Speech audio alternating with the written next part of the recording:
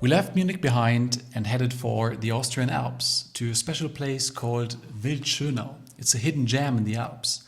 It's one of the most cow-populated valleys in Austria, and our goal was the Wildschönau High Trail. Stunning ridge hike with sweeping views and steep climbs. And of course, plenty of cows to keep us company.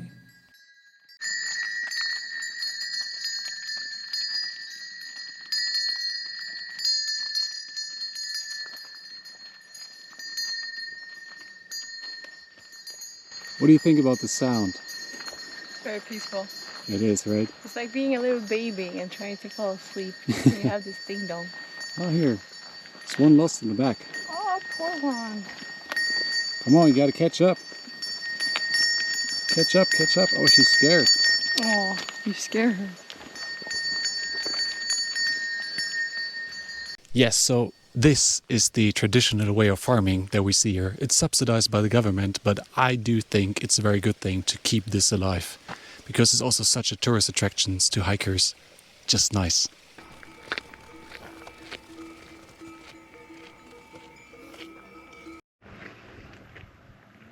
Great panorama, huh? It's real. Sometimes when looking at this, it really feels like, nah, this is like someone painted a picture. This can't be real. It feels like too much like a fairy tale. What do you think about this nice panorama? It's really amazing.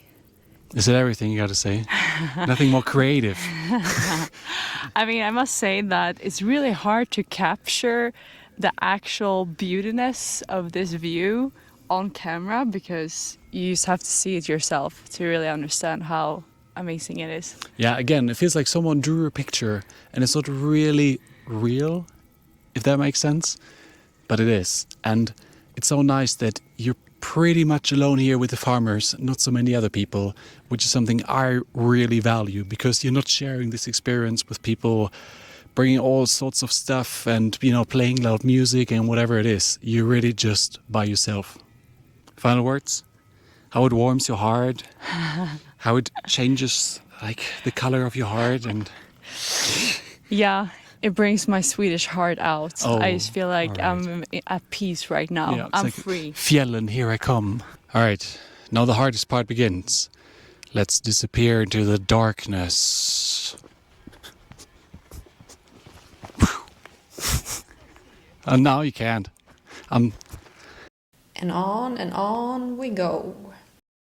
Through the nice fairy tale hobbit forest. What I really like here is that the trails are firstly not overground, and secondly you're just not on the very top of the mountain. So you'll see this nice moss everywhere, so it really feels juicy here, like a very vivid spot to hike on. I'm super out of breath right now and super sweaty because we just did a very steep incline. But now we got to a part where it's a little bit flatter. And here it feels like fjällen to me.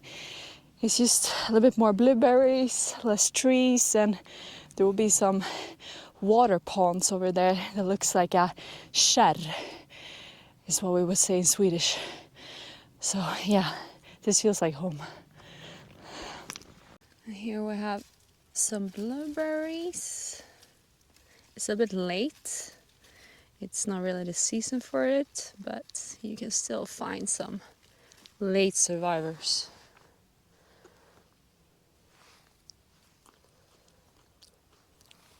Just like in Sweden? Just like in Sweden. But they're very sour. Usually it tastes a little bit better. Maybe it's because they're too late.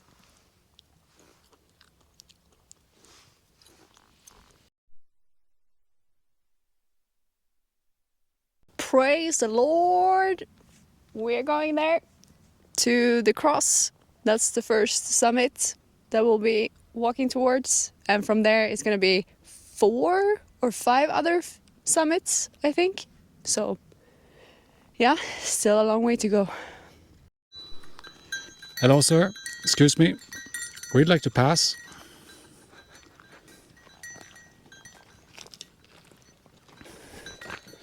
All right. Excuse me, sir, for interrupting you. We'll be on our way. Is this supposed to be this way? At least that one is a bit like, He's like, should I really? Is that allowed? Probably the fence is here for a reason. You better stay here. I think so too. Come with us, yeah, come with us. No, now he's leaving there. Oh, wow. Great thing about the mountains. Anywhere you go, you might think this is only for the cows, but you can actually drink it. And use it to cool down your body because it's so freaking cold from the ground. Absolutely amazing though.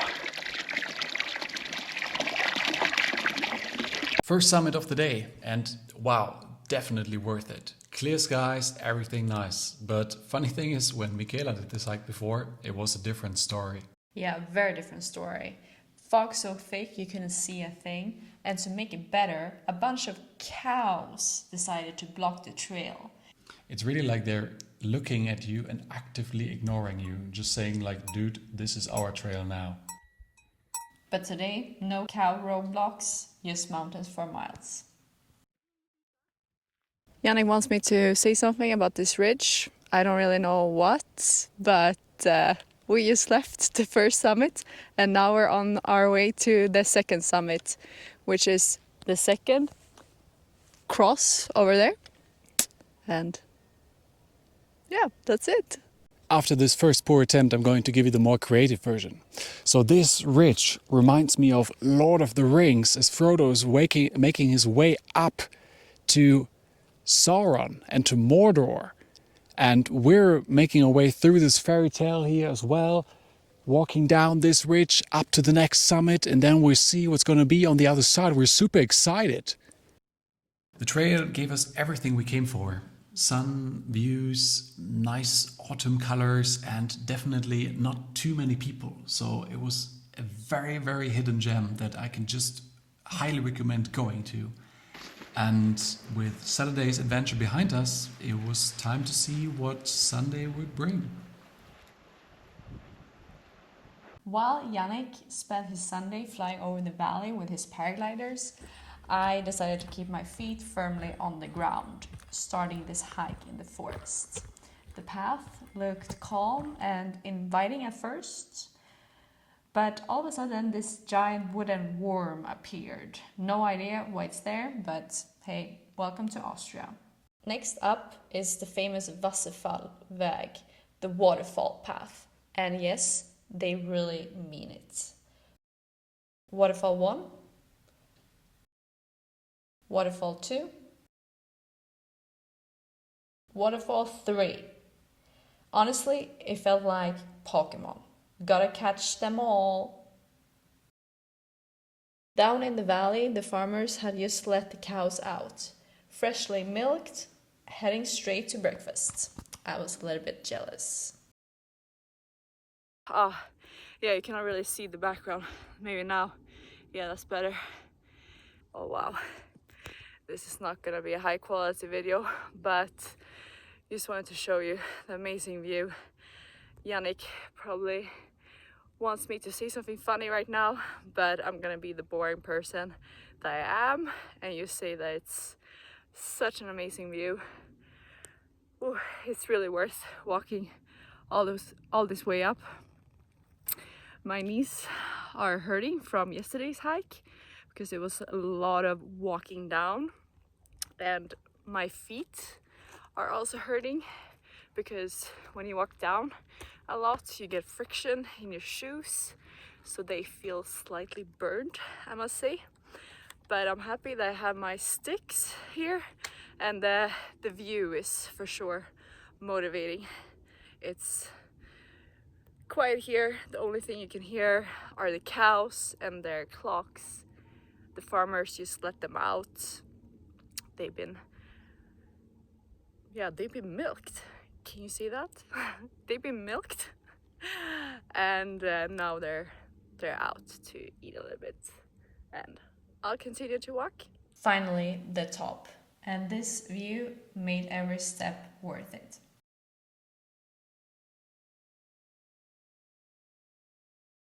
And yes, even up here, cow tracks. Honestly, how do they climb this high? And just to round off the day, a paraglider drifting by. Of course, it made me think of Jannik, but I was more than happy to keep my feet on the trail. All right, on to different stuff today. This is gonna be an adventure. Today's agenda looks quite different. And by quite different, I mean very different. Because hiking is not the only thing you can do here. There's a lot of other things you can do. And what I'm up to today, I would just like to show you right now. Because we're on to real different things. But something really nice you can do here in the Alps, and which is just to make use of the wind and be up in the air. Alright, first guy flying off the hill. Let's see what he's got. Kontrolle, bleib auf der Bremse, beschleunigen, Flugrichtung korrigieren, jawohl. Und Flugrichtung beibehalten. Oh, we Nach almost rechts went into the korrigieren, line, schön raus. into the zip line there. Wenn es ein bisschen wackelt, Gewicht auf eine Seite. So, it's really important that you are careful with your trajectory. Because if you got the trajectory wrong in the first place, you would just be heading towards any kind of obstacle. It can be a cow or whatever. And you don't want to be doing that, because when starting, it's harder to change your trajectory again. So, not that easy. Another one flying off before it was actually my turn, but I was very eager to start myself as long as the wind conditions would allow for it. Alright, my turn to get all set up. It's actually a bit complex to get everything sorted in the right way, because the lines, they can get entangled quite easily. So the instructors would always make sure that you have everything in order and make sure all lines are free and nothing is going to be entangled while in the air.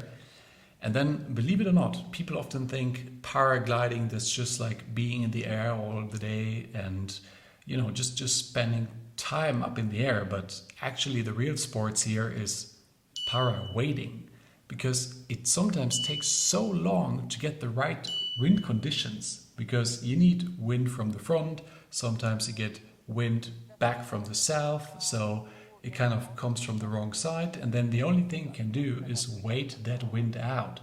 And whoever has tried to wait for the winds to turn, it doesn't happen in a second. So we're waiting 1 minute, 2 minutes, 3 minutes, just hoping that somehow we will find a slot where we'll be good to go. But then it finally came. Jawohl, und bremsen, bremsen. Jawohl, Kontrolle und beschleunigen. Super schön. Bremsen halten, rauffliegen, Flugrichtung korrigieren und dann ins Gurtzeug setzen.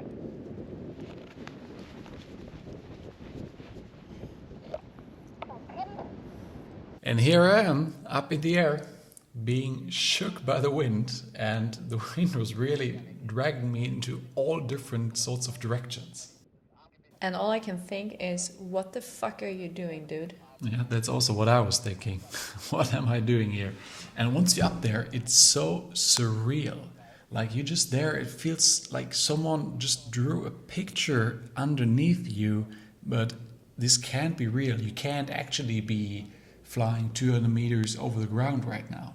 But you are, and you can really feel the wind and what it's doing to your wing, but it's such a great experience to see the world from above. I would just be thinking, when am I gonna fall down? Yeah, you really hope that all the straps of your backpack are tight and secured. But yeah, here I was going towards the landing ground, where you would have to go for a couple of turns. Fly one circle to decrease the height and then try to land against the wind, because everything else would have been very painful for my knees. Here it really kind of looks like you're going up the hill again, and all of a sudden you think, oh, the ground is coming closer, but in the end you're much further away from the ground than you would actually think. So most people, they don't come into short, they come into long, and this becomes a problem. But here we go, going to the final turn and making our landing approach. And as you go towards the wind, you really lose your speed. It sometimes feels like you're just walking. That's only about as fast you're going. Getting closer, and hit the brakes for a smooth landing. Done. Job completed. And that was our weekend in Wildschönau. Nice area, definitely underrated, and I would say not even well known. People just go to so many overcrowded mountains on a nice day like this. Instead, you could go to this area and just have the best time where you have the mountains to yourself. Any other hidden gems that you would suggest? Just drop a comment below.